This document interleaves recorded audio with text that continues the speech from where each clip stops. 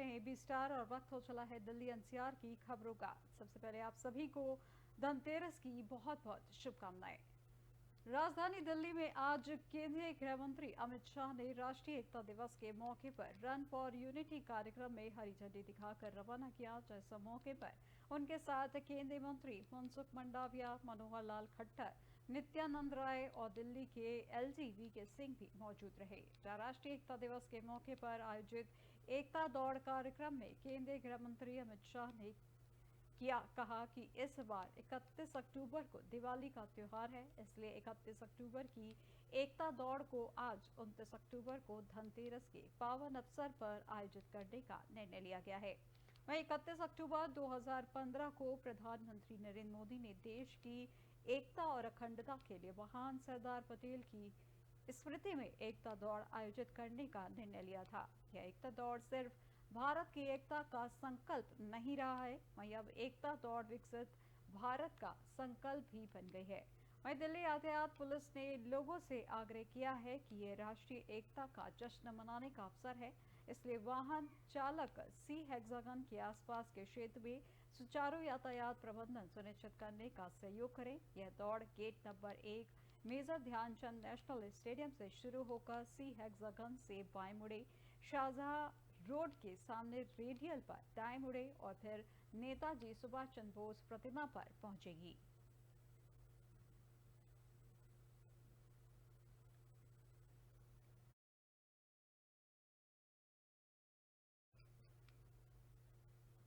CM आतिशी ने कहा कि प्रदूषण के खिलाफ वॉलंटियर्स और बस मार्शलों का जल्द पंजीकरण शुरू होगा। जब वाहनों को गलत तरीके से प्रदूषण सर्टिफिकेट न मिले, इसके लिए सभी जांच केंद्रों पर सिविल डिफेंस और बम मार्शल तैनात किए जाएंगे। राजधानी में प्रदूषण के नियंत्रित करने के लिए सप्ताह भर के भीतर 10,000 सिविल डिफेंस वॉलंटियर्स और बस मार्शलों को ग्राउंड जीरो पर तैनात किया जाएगा, जिसमें करीब 10,000 प्रदूषण जांच केंद्रों पर इनकी ड्यूटी लगाई जाएगी। सोमवार को मुख्यमंत्री आतिशी की अध्यक्षता में हुई उच्च स्तरीय बैठक में यह योजना तैयार की गई है। बैठक में पर्यावरण मंत्री गोपाल राय सहित संबंधित विभागों के उच्चाधिकारी भी मौजूद रहे।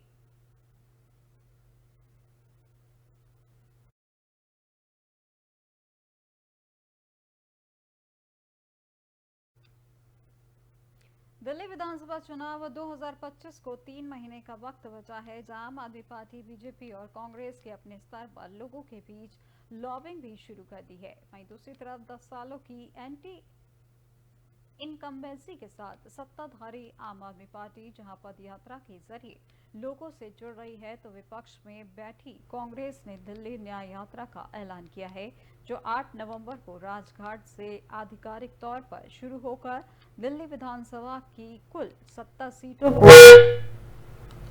करेगी।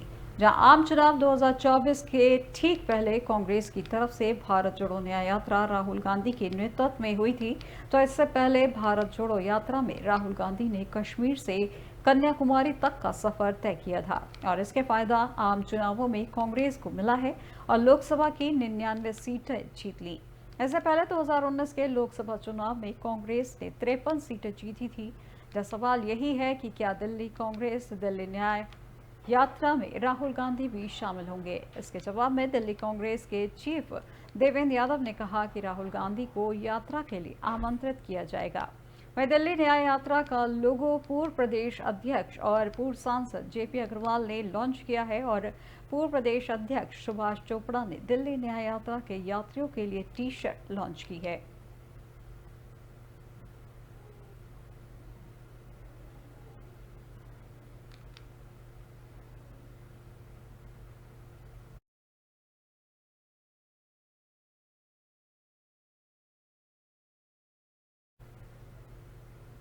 हवा की दिशा और गति बदलने से दिल्ली एनसीआर के शहरों में वायु गुणवत्ता में मामूली सुधार आया है। हालांकि दिल्ली की हवा अब भी बेहद खराब श्रेणी में है।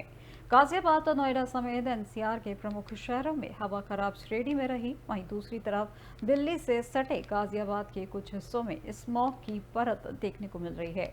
वहीं केंद्रीय प्रदूषण नियंत्रण बोर्ड यानी सीपीसीबी ने दिल्ली में मंगलवार को हवा के दम घोटू होने की आशंका जताई है, जहां सीपीसीबी के आंकड़ों के अनुसार सोमवार को दिल्ली में वायु गुणवत्ता सूचकांक यानी AQI रविवार से 52 अंक कम 304 दर्ज किया गया है, जो बेहद खराब श्रेणी में था। सुबह 9 बजे तो AQI 327 तक पहुंच गया था। नोएडा में AQI 248, जबकि ग्रेटर नोएडा में 233, गाजियाबाद में 228, फरीदाबाद में 204 और गुरुग्राम में 187 रहा।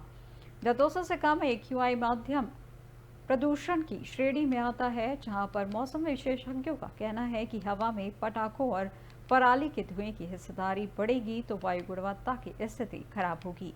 ऐसी स्थिति में ग्रेप के तीसरे चरण की पाबंदियां लागू करने की नौबत भी आ सकती है। वहीं मौसम विभाग के अनुसार सोमवार को हवा दक्षिण पूर्व दिशा की ओर से चली और उसकी गति 4 से 8 किलोमीटर प्रति घंटा रही। वर्तमान में हवा में प्रदूषकों के प्रभावी फैलाव के लिए परिस्थितियां अनुकूल हैं, जिसके चलते अगले 6 दिनों तक वायु गुणवत्ता बहुत खराब से गंभीर श्रेणी में पहुंचने की आशंका है। इसके साथ ही दिल्ली NCR में वायु प्रदूषण को कम करने के लिए वायु गुणवत्ता प्रबंधन आयोग ने संबंधित राज्यों को ग्रेप के दूसरे चरण को सख्ती से साथ लागू करने के निर्देश दिए हैं। सफाई के लिए मशीनों के उपयोग, धुआंरोधी उपायों को बढ़ाने व पटाखों पर प्रतिबंध के निर्देश भी दिए गए हैं।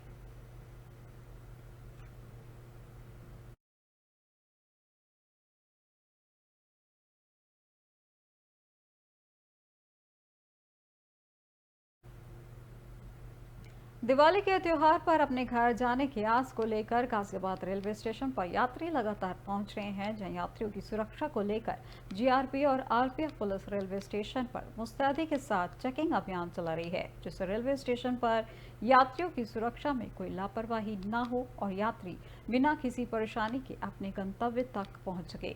ट्रेनों में भी दिवाली के त्योहार को लेकर लगातार भीड़ बढ़ती ही जा रही है।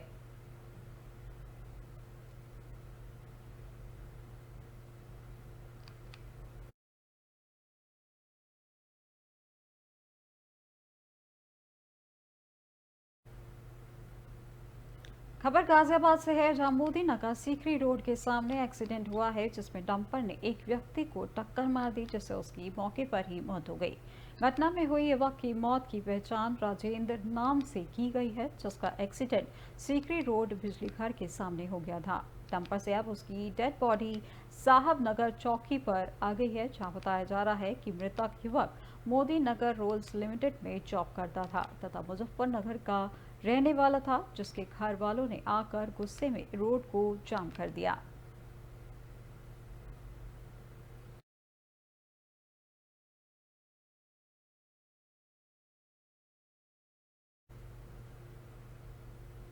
खबर गाजियाबाद से है, जहां रात के 12 बजे कुछ लड़के गोविंदपुरम के RK पुरम में शराब के नशे में हुड़दंग मचा रहे थे, जिसके चलते आसपास के लोगों ने उन्हें रोकने की कोशिश की। लोगों द्वारा रोके जाने पर शराब के नशे में हुड़दंगी उनको धमकी देने लगे और उनके साथ मारपीट करने लगे। इस तरह की घटना ने पुलिस प्रशासन के खिलाफ सवाल खड़े कर दिए हैं कि आखिर गाजियाबाद में क्यों कानून का डर खत्म होता जा रहा है।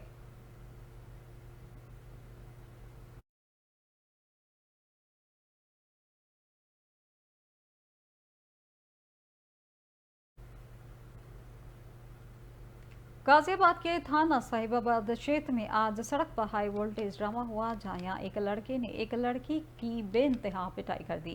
पिटाई करने का वीडियो अब सोशल मीडिया पर वायरल हो रहा है। वायरल वीडियो में देखा जा सकता है कि युवक युवती की पिटाई कर रहा है और वहां पर कई लोग मूक दर्शक बने हुए लड़की को पिटते हुए देख रहे हैं। जब ये वीडियो सोशल मीडिया पर वायरल हुआ तो गाजियाबाद की थाना साहिबाबाद पुलिस ने इस वीडियो का संज्ञान लिया, जब वीडियो का संज्ञान लेकर आरोपी को गिरफ्तार किया गया है। वहीं पीड़िता की लिखित शिकायत भी ली गई है, जहां पीड़िता ने आरोपी युवक पर आरोप लगाए हैं कि वह उसके साथ पिछले 5 सालों से लिविंग रिलेशनशिप में है। यह दोनों विजयनगर इलाके में रहते हैं, लेकिन आरोपी ये है कि आरोपी युवक की किसी महिला मित्र से संबंध है, जिसको लेकर उनके बीच अक्सर लड़ाई होती है। जब यह पेट्रोल पंप पर पेट्रोल भरने के लिए दोनों पहुंचे, तब इस महिला मित्र का फोन आरोपी के मोबाइल पर आ गया और फिर तब क्या था कि दोनों में कहासुनी हुई, जो कि मारपीट में तब्दील हो गई। सड़क पर हुए इस हाई वोल्टेज ड्रामे का वीडियो किसी ने बना लिया, जो कि सोशल मीडिया पर वायरल हो चला है। अब पुलिस ने 2 आरोपी को गिरफ्तार कर लिया है। वहीं पीड़िता की लिखित शिकायत लेकर आरोपी को हिरासत में ले लिया गया है और कानूनी कार्रवाई की बात की जा रही है।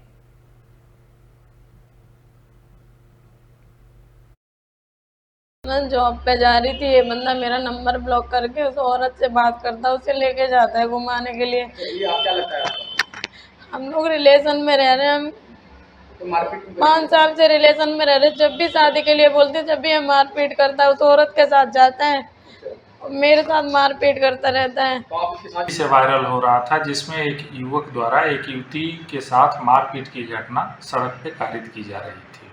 वायरल वीडियो का संज्ञान लेते हुए इसकी जांच की गई तो यह थाना साहिबाबाद के हिंडनपुर चौकी के अंतर्गत अर्थला पेट्रोल पंप के पास का वीडियो पाया गया। इस वीडियो में दिख रहा युवक वीर सिंह थाना साहिबाबाद के शहीद नगर का निवासी है, जो पिछले 5 वर्ष से अपनी महिला मित्र के साथ लिव इन रिलेशनशिप में विजयनगर में निवास कर रहा है। आज जब वो दोनों पेट्रोल पंप के पास बाइक में पेट्रोल भरवा रहे थे, उसी दौरान वीर सिंह की मोबाइल पर एक अन्य महिला मित्र का कॉल आ गया, जिससे कि उसकी महिला मित्र से हाथ टाक होने लगी और इसके बाद यह मारपीट की घटना कारित की। मैं जॉब पे जा रही थी, ये बंदा मेरा नंबर ब्लॉक करके उस औरत से। गाजियाबाद में त्योहारों की सुरक्षा के मद्देनजर बाजारों की सुरक्षा बढ़ाई गई है, जहां एक और सिविल ड्रेस में महिला और पुरुष कर्मियों को तैनात किया गया है। वहीं सीआरपीएफ की कंपनी के साथ फ्लैग मार्च भी किया जा रहा है। कोतवाली क्षेत्र में आज सीआरपीएफ जवानों के साथ कोतवाली पुलिस ने बाजार में फ्लैग मार्च किया। वहीं डीसीपी सिटी राजेश कुमार सिंह ने बताया कि त्योहारों की सुरक्षा के मद्देनजर बाजारों में अतिरिक्त पुलिस बल तैयार किया गया है। वहीं जगह जगह बैरिकेडिंग की गई और आने जाने वाले संदिग्ध नंबर प्लेट वाले वाहनों को विशेष रूप से चेक किया जा रहा है।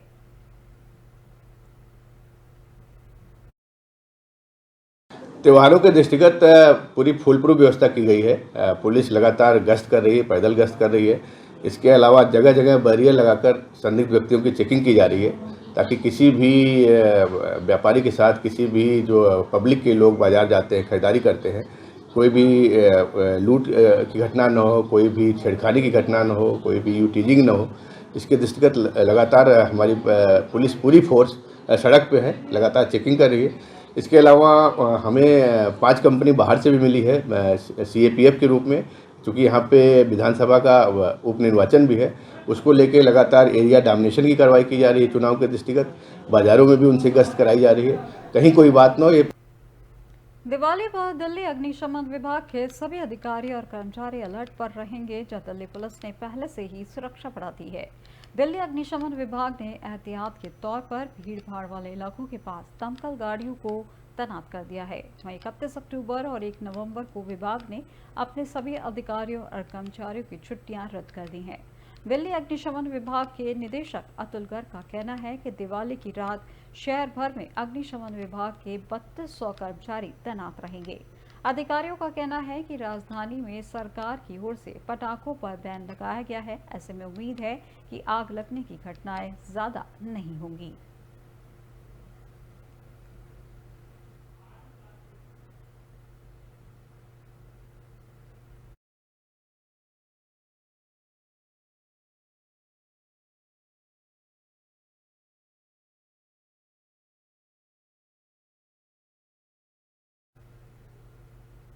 दिल्ली एनसीआर की खबरों में फिलहाल बस इतना ही और देश दुनिया की तमाम जानकारी के लिए देखते रहिए एबी स्टार। नमस्कार।